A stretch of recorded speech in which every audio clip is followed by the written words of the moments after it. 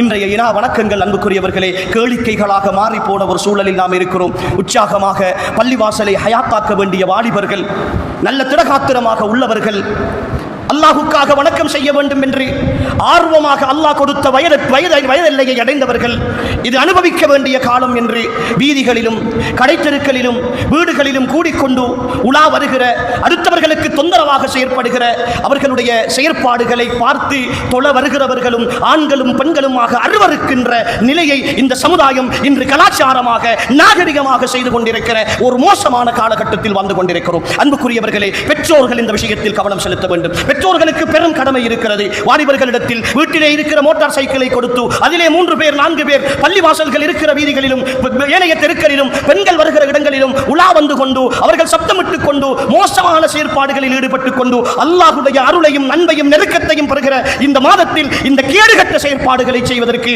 அனுமதிக்கிற ஒவ்வொரு பெற்றோரும் அல்லாஹ்விடத்தில் பதில் சொல்ல வேண்டும் என்பதை விட, யாரெல்லாம் இவனை பெற்றவன் எப்படி இருப்பான் என்று சாபமிடுவானோ அந்த சாபத்துக்கு பதில் சொல்லியாக வேண்டும். அன்புக்குரியவர்களே, நாம் அனுமதிக்க கூடாது. இன்று எங்களுடைய சமுதாயத்தில் மிக பெரும் பிரச்சனையாக அது உருவெடுத்திருக்கிறது.